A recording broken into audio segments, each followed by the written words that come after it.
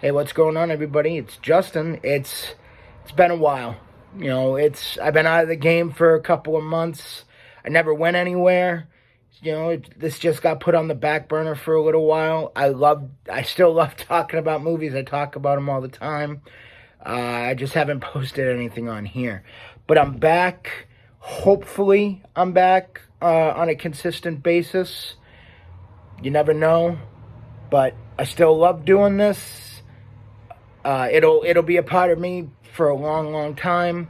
Just things come up. I'm not a younger man. Time is very valuable to me, especially with having a child. But I love movies. That'll never change. I love doing this, and hopefully that'll never change either. So, like I said, it's been a few months. Eventually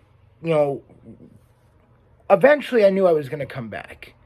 But lately I've been thinking, it's like, if I come back, how do I want to go about it? I could talk about movies from 50, 60 years ago, 40 years ago, 20 years ago.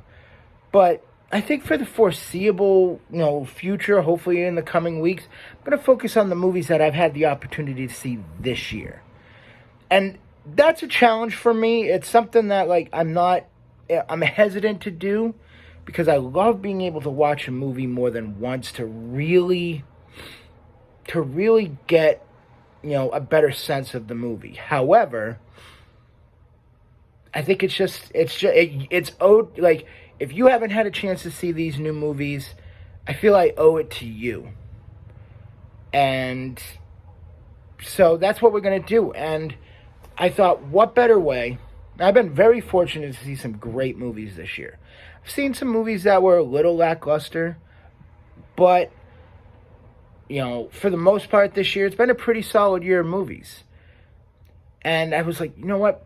I've been very fortunate in the last few weeks to see some really good movies, and I feel I owe it to you guys to give my perspective on Christopher Nolan's biop, Oppenheimer. I gotta tell you right off the bat, I love a dialogue-driven movie. Those are my favorite styles of movie. I love all genres, but I love just getting a group of characters in a room and talking and, discussing and debating and building up a storyline and using other elements of cinema, whether it's the score, whether it's the lighting, whether it's just the overall atmosphere. And Oppenheimer does this in spades. You are talking about one of the best casts ever assembled, and each character, whether it's the lead character played by Cillian, not Cillian, Murphy, Julius Robert Oppenheimer, all the way down to a character who probably has the least amount of dialogue, Rami Malek. Everybody fits their roles perfectly. And for several of the characters, it's the best role of their career, in my opinion. You have Cillian Murphy as Oppenheimer, who I love Cillian Murphy. I think he's a fantastic actor. He's always been fantastic in Christopher Nolan's work. But to me, this performance just stands out. He encapsulates Oppenheimer and his vulnerabilities and his stubbornness, but his brilliance at the same time. He just encapsulates everything about the man. Florence Pugh as Oppenheimer's lover, Jean Tatlock. Jean Tatlock was a complex woman who had a lot of issues in her life, a lot of demons that, she succumbed to, unfortunately. But she is phenomenal. Emily Blunt, who at the beginning of her role I was not a huge fan of, but as the movie progressed, she got stronger and stronger to really the last half an hour of the movie. She is eating up the screen. She is crushing her performance. Robert Downey Jr. as Louis Strauss. If he doesn't win an Oscar for Best Supporting Actor, I will be shocked. I had a discussion with a friend of mine. He said it's the best performance of Downey Jr.'s career. If you're looking at overall body of work, Chaplin was incredible. He encapsulated Charlie Chaplin in the early 90s, and obviously nobody could have been a better Iron Man than him. But I think I agree with him. In his body of work, this is probably his greatest performance. His opus, dare I say you. And yeah, he totally deserves an Oscar. You have Matt Damon as Leslie Groves, General Leslie Groves, who oversees the Manhattan Project and the creating of the atomic bomb, all the way down to Jason Clarke.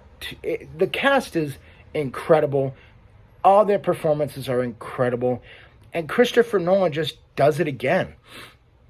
I am a huge Christopher Nolan fan, dating back all the way to Memento.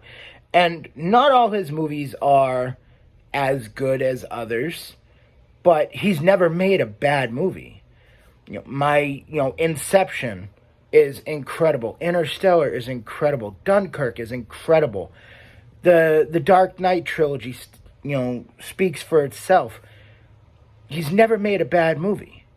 And I feel like there's very few directors out there that could have done more with an Oppenheimer biographical film than Christopher Nolan. He just absolutely crushes it.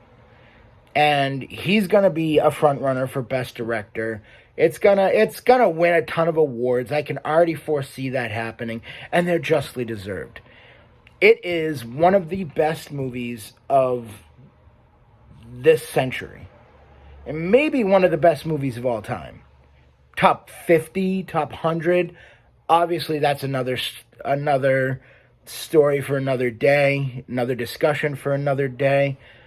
But it is by far one of the best movies of the last 23 years, for sure. And it deserves all the accolades it's bound to win. It's 3 hours, story-driven, dialogue-driven movie. And what's so good about it is it doesn't really even focus on Los Alamos and the creation of the atomic bomb. It's the build-up and then what happens afterwards. And that's what makes the movie so good. You're getting an inside perspective of their lives. And it makes for an incredible cinematic experience. I cannot recommend this enough. Go see this movie. Obviously, it could change with future viewings. I don't think it'll ever go down. I think it can only go up the more of an opportunity I get to see it. But for now, I told you I think it's one of the all-time greats, so it's got to be in the 9s. I'm going 9.1. I think it's that good of a movie. 9.1. It's one of the best movies of all time. So, Oppenheimer, directed by Christopher Nolan. Go see this movie if you haven't already. 9.1 is my score. It's good to be back. I hope to see you guys next week. Take care.